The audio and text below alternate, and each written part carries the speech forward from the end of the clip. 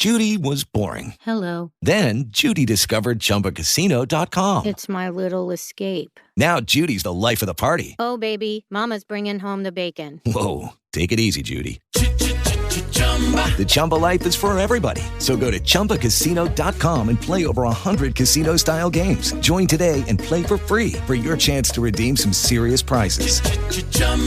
ChumbaCasino.com. No purchase necessary. Void where prohibited by law. 18 plus terms and conditions apply. See website for details. With Lucky Land Slots, you can get lucky just about anywhere. Dearly beloved, we are gathered here today to... Has anyone seen the bride and groom? Sorry, we're here. We were getting lucky in the limo and we lost track of time. No, Lucky Land Casino, with cash prizes that add up quicker than a guest registry. In that case, I pronounce you lucky. Play for free at LuckyLandSlots.com. Daily bonuses are waiting. No purchase necessary. Void where prohibited by law. 18 plus. Terms and conditions apply. See website for details. Colgate Dental Cream to clean your breath while you clean your teeth and help stop tooth decay, and Luster Cream Shampoo for soft, glamorous, caressable hair bring you Our Miss Brooks, starring Eve Arden.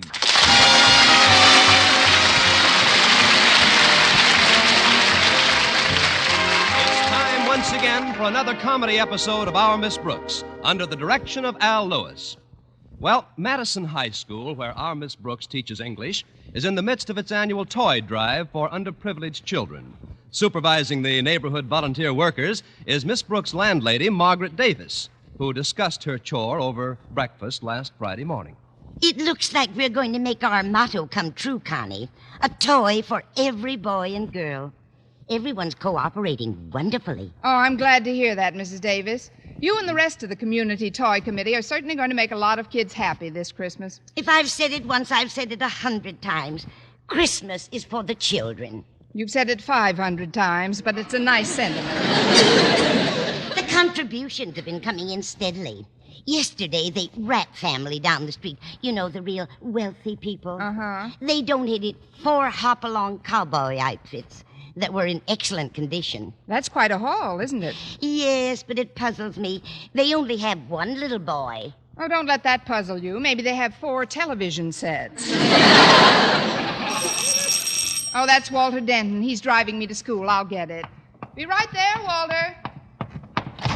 Good morning, Walter, and how is every little thing? I don't mean to be rude, but there's no time for the amenities. Miss Brooks, have you seen the morning paper? Not yet. Well, I got it right here. Look, there's a picture of Stretch Snodgrass on the front page. Stretch Snodgrass? How did he make the front page? Did he run the wrong way again in the football game? Oh, no, this has nothing to do with his career as an athlete. The article says that he found a genuine Indian tomahawk, and the State Historical Society gave him $300 for it. $300? Yeah, it isn't the amount of money involved that's important. It's the fact that Stretch's discovery is the first clue to the whereabouts of Chief Thunderbird's Arapaho War Scouts. I didn't even know they were missing. No, they disappeared hundreds of years ago, Miss Brooks. And there's every reason to believe that their burial ground is somewhere in this area. Look, Walter, isn't this an awful lot of fuss to be kicking up over the discovery of one little Indian relic? You don't understand, Miss Brooks. These Arapahoes wore silver and gold amulets and long capes made of peacock feathers. And they were fierce warriors, too. What did they do, tickle each other to death? They made weapons of solid gold. The point is, whenever and wherever they were buried, they had all their possessions buried with them. Now, would you like to hear some more details? Not right now, little beaver. White squaw got a go little red teepee, make heap big know-how for heap little know-nothings. I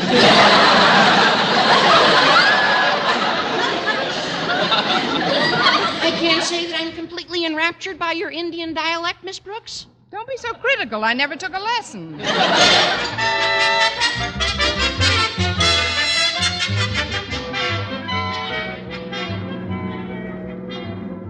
I promised to pick up Harriet Conklin, Miss Brooks. It'll only take a minute. Well, that's funny. I don't see Harriet on the porch.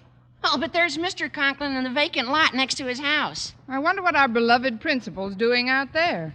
Come on, Miss Brooks. Let's see what old Marblehead is... what Mr. Conklin's up to.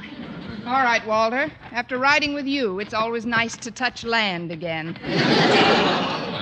They're me see. 20 feet north, 40 feet east. Or was it 90 feet east? No, it was 40 feet What east. are you doing, Mr. Conklin? Measuring the lot? I had the measurements paced off exactly until I was interrupted. Oh, we didn't mean to intrude, Mr. Conklin. You never do. It so happens I've been pacing off these points to see if the information on my deed of purchase is accurate. I bought this lot quite some years ago. Yeah, I know. This is the one your wife always refers to as Conklin's Folly, isn't it? Walter, that's not polite. Don't chide him, Miss Brooks. He may be right. Although I've always considered the original Conklin's Folly to be my daughter Harriet's idiot boyfriend.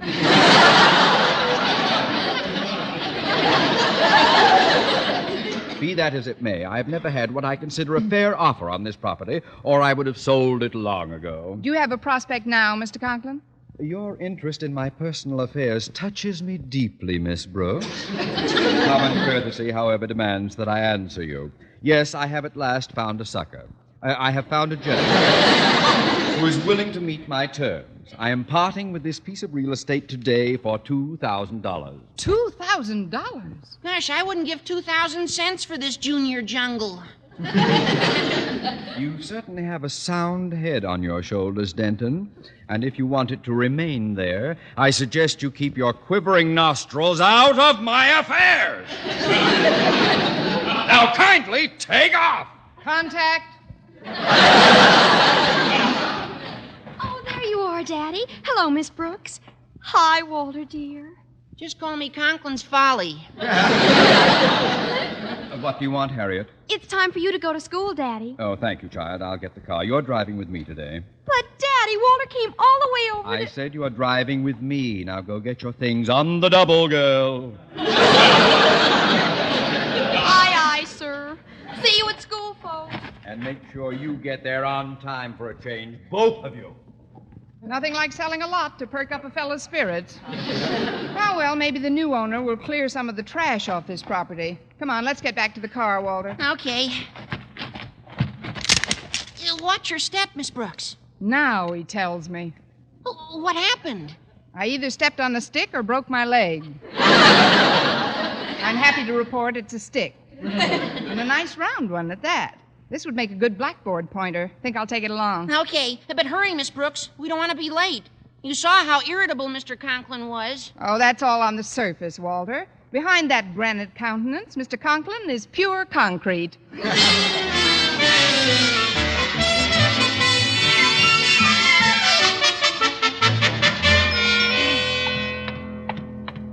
I think I'll get a drink of nice cold water before class starts, Miss Brooks. Want one?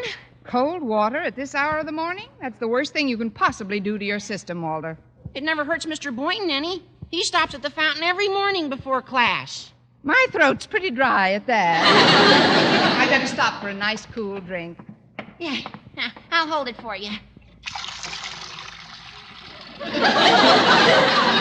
Thanks, Walter. Now one for me.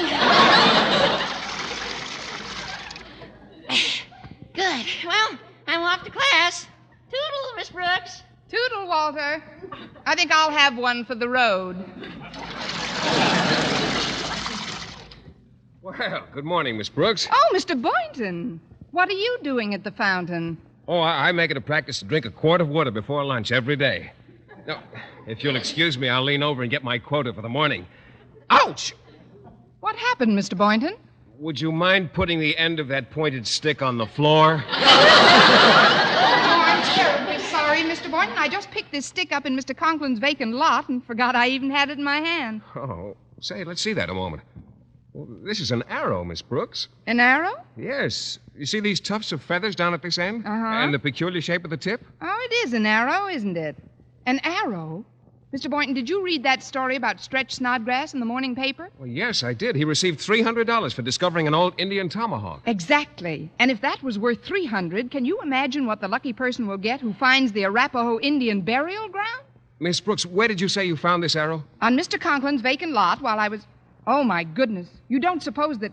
Oh, these kind of things just don't happen to me. I've made a lifelong study of Indian lore, Miss Brooks, and from all appearances, I'd be inclined to say that in this arrow you've made a most exciting and lucrative discovery. You mean I'm really in the wampum? You think I've stumbled upon the real burial ground? Oh, it's entirely possible, Miss Brooks. Well, thank you and good morning, Chief Cochise.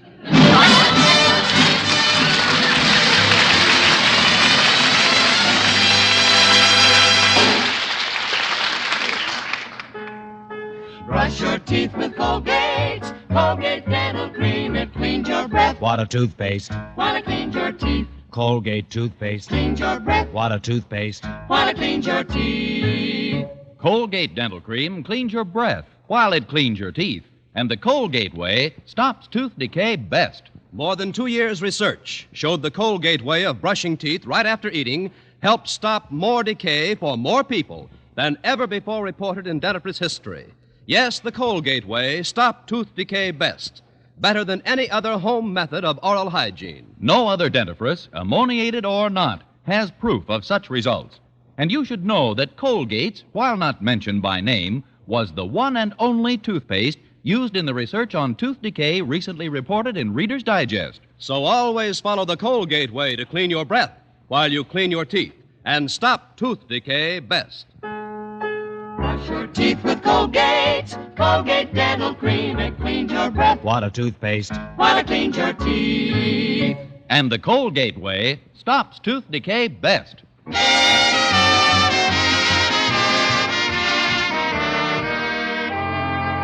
Well, because of an arrow she picked up on Mr. Conklin's lot, our Miss Brooks thinks she may have discovered the Arapaho burial ground.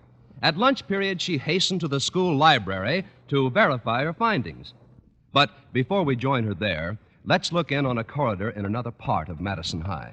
Oh, Harriet, just a minute, dear. Oh, hello, Mrs. Davis. Which classroom has been designated for the toy committee to work in? Oh, the old shop class in the East Wing. Oh, thank you, dear.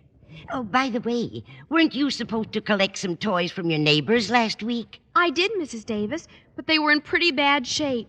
All I could get was a doll with her head torn completely off, a rusty cap pistol, and an old warped bow and arrow set. That's a shame. What did you do with them, Harriet? Well, they seemed so completely beyond salvage that I just buried them in the vacant lot next to our house.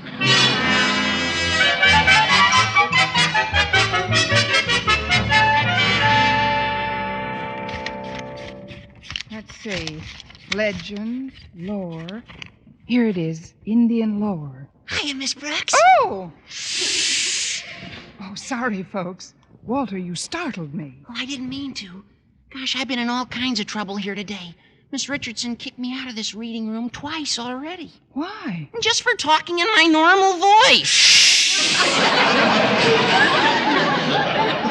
Walter's just careless, folks. It won't happen again.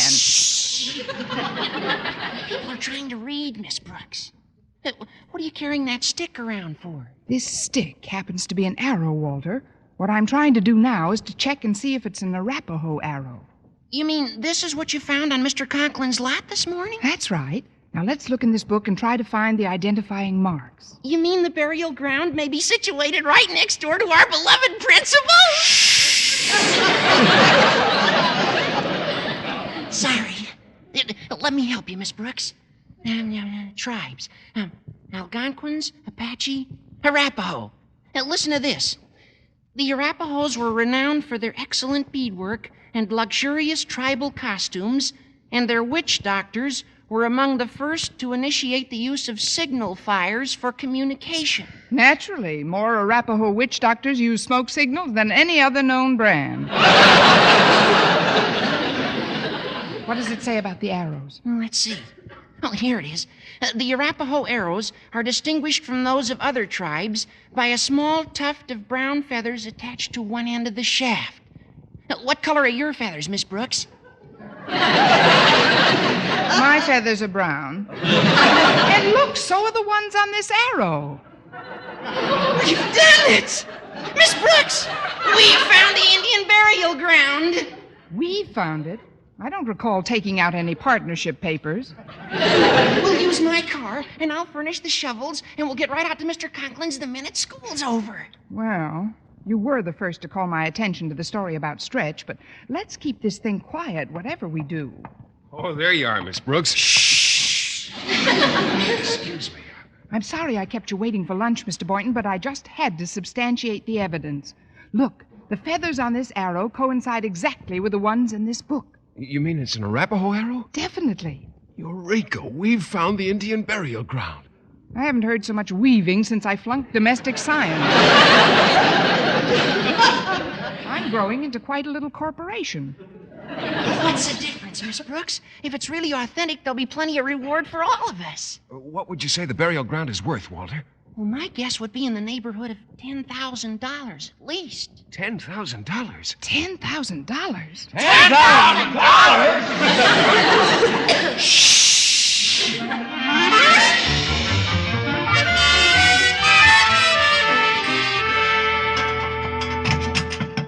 Careful with those shovels, Walter. We don't want the whole world to know we're digging for buried treasure. Okay, Miss Brooks, I'll watch it. Just where did you find that arrow this morning, Miss Brooks? I'm not positive, Mr. Boynton, but I think it was right around here someplace. Yes, this looks like the spot. We've only got 2 shovels. Oh, that's all right. We can relieve each other when somebody gets tired. Now, let's start digging. Boy, that ground looks pretty hard. Oh, it sure is. May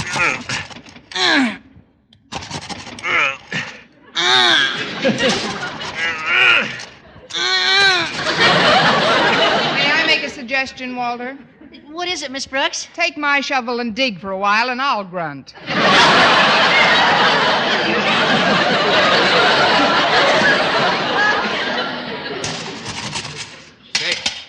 Say, I've hit something. Help me lift this brass object, will you, Walter? Okay. Say, this is a genuine relic. Well, it does look like some sort of a warrior's breastplate. Oh, and it's definitely Indian. It says so right on the medal. Look, Miss Brooks. That is the front part of a motorcycle.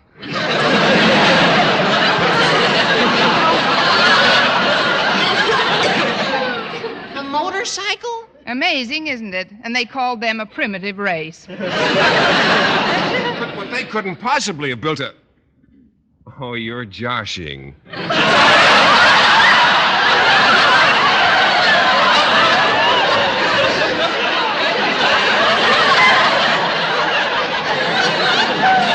Just a little Josh. Keep digging. Yeah, I'm going to start another hole over here. Yeah, I'll start digging a few feet away. All right, and I'll give you some moral support by reciting a bit of appropriate poetry. On the lot of Mr. Conklin stood 2 braves with valiant faces, searching for some buried treasure, loot to make life smooth and pleasant. Spurred on by a lovely creature who stood by without a shovel, stood she there a tired teacher, hoping soon to walk out loaded.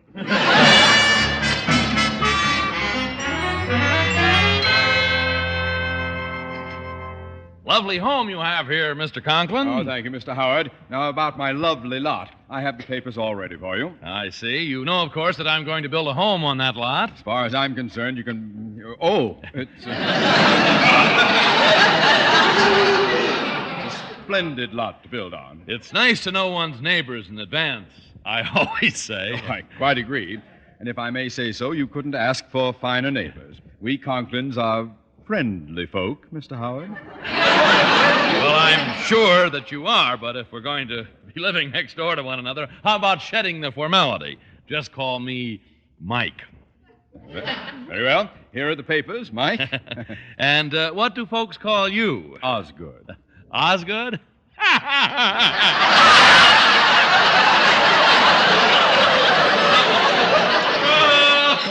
Oh, that's a hot one. Now, what's your real name?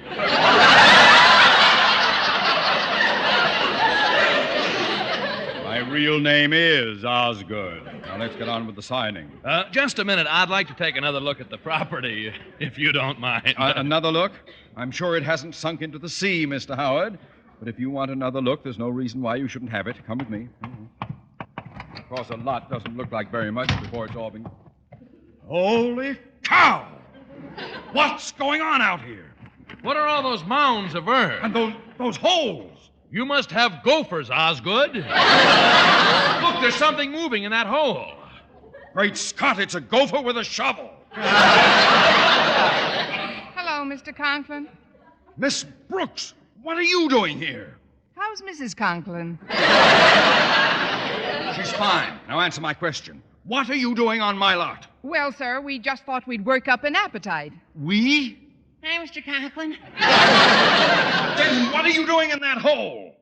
Digging. Digging for what? How's Mrs. Conklin? I don't understand this, Mr. Conklin. You... I'll get to the bottom of it right now. Who's in this hole over here? Oop!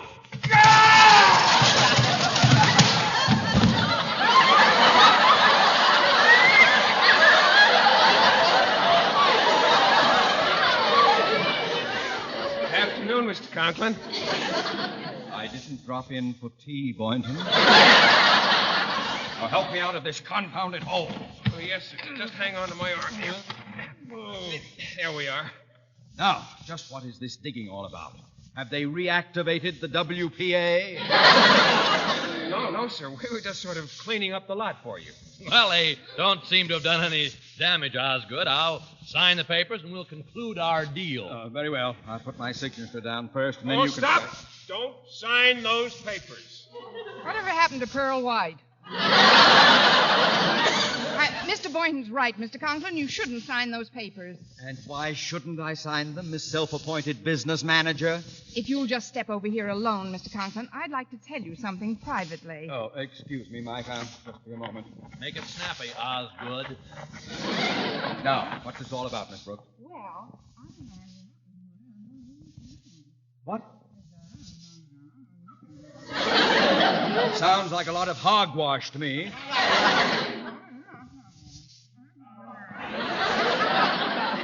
What in heaven's name is an Arapaho? Well, yes, but after all, I get $10,000! Mr. Boynton, you tell him. Yes. What's this fantastic story about Indians, Boynton? Well, sir. They did, eh? Yes, sir. And not only that, but... She did, eh? Well, what do you know about that? Excuse me a moment. Mr. Howard, the deal is off. But Osgood... Don't Osgood me. I've changed my mind about selling this property. Now, look here, old man. I've got to have a place to build. I'll tell you what I'll do. I'll give you $3,000 for the lot. Not a chance. $4,000 in cash. In cash? Don't forget, Mr. Conklin.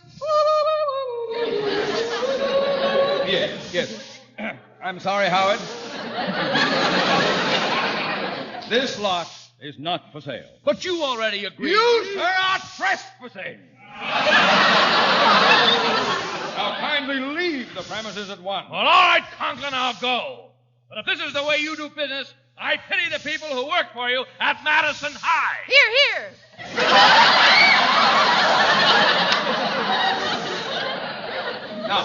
Now, if one of you will hand me a shovel, I'd like to inaugurate this most auspicious moment in Indian history by personally exploring this hallowed ground. Oh, here you are, sir. Take my shovel. I haven't been very fortunate in my findings so far. None of us have, but now that you're our partner, Mr. Conklin. Partner? I don't recall any of you chipping in to buy this lot. But we made the discovery, and I stopped you from selling it to Mr. Howard. For your efforts, you shall receive 10% of the gravy. Profit. Just 10%? To divide amongst you. Now stand back. I'm going to start digging. Look, you found something already. Pick it up, please, Miss Brooks. It looks like a little doll's head. Doll's head, indeed. Miss Brooks, you happen to be holding a genuine Arapaho shrunken head. Look here, Mr. Conklin, where you rested your shovel. It's a rusty old gun. Oh, give it here. Well, this is a find. It's an old Western six-shooter. I can just picture the scene. A courageous cowboy goes down fighting the Indians with this in his hand. No wonder the Indians gave him his lumps. This six-shooter is loaded with caps. Caps? Miss Brooks, I don't want to seem unduly suspicious, but there's something very strange going on here. If I thought for one moment that you were mistaken about Wait, these... Mr. Conklin, here's something that should convince you. Look at this Indian hunting bow. Oh, let me see that. Yes, it looks authentic enough. It even has the ancient tribal markings on the side here. Let's see if I can read this Indian scribbling. Geronimo hunting bow. Made in Japan! That's ridiculous. How could the Indians have gotten over to Japan? They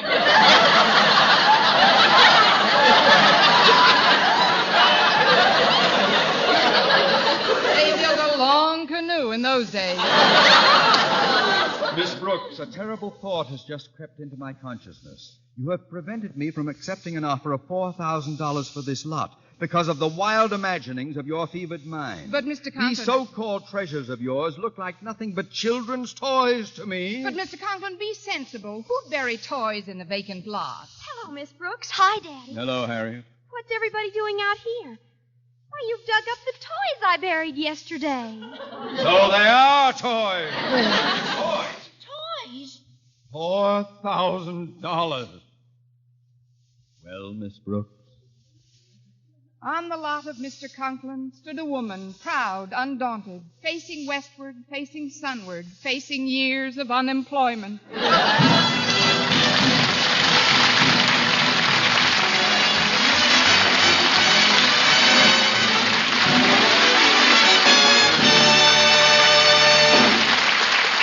Eve Arden returns in just a moment, but first... Dream girl, beautiful luster cream girl. Tonight? Yes, tonight. Show him how much lovelier your hair can look after a Luster Cream shampoo.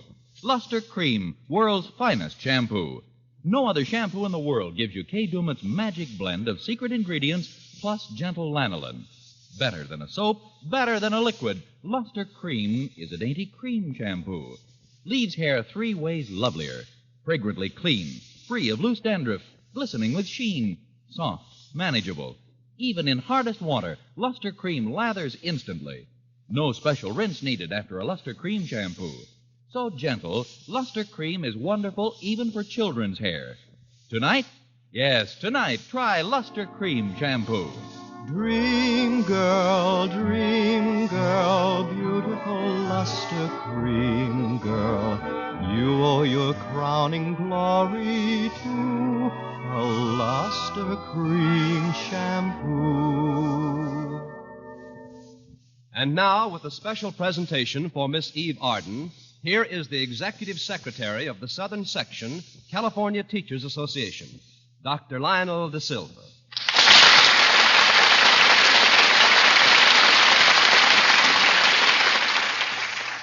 In recognition of meritorious service to public education and thereby to American youth in the teaching profession, the California Teachers Association Southern Section presents this certificate of recognition to Miss Eve Arden as Hollywood Chairman of the radio industry for its participation in American Education Week. Thank you, Dr. De Silva. I guess the best way I can live up to this flattering certificate is by reminding all our listeners that American Education Week starts today. During this coming week, we are all invited to visit the schools and become better acquainted with the teachers so that we can understand the vital role that public education plays in our democracy. Remember, the public school teacher plays an important role in your child's future. He not only guides the child in growth toward maturity, but prepares him to be socially and economically competent in the school, home, and the community, and to be a responsible member of society. Thank you. This is Vern Smith reminding you to tune in next week to another Our Miss Brooks show, brought to you by Luster Cream Shampoo for soft, glamorous, caressable hair, and Colgate Dental Cream to clean your breath while you clean your teeth and help stop tooth decay. Our Miss Brooks, starring Eve Arden, is produced by Larry Burns, written by Al Lewis, with the music of Wilbur Hatch. Mr. Boynton is played by Jeff Chandler, Mr. Conklin by Gale Gordon. Others in tonight's cast were Jane Morgan, Dick Crenna, Gloria McMillan, and Jim Backus.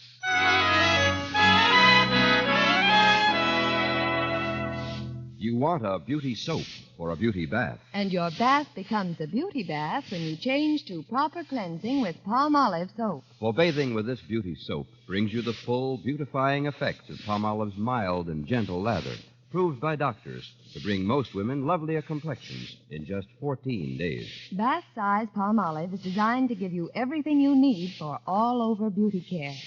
Fragrance for daintiness, mildness for loveliness, purity for gentleness, big bath size for thriftiness. So get big bath size Palmolive. So mild, so pure, so right for all of you.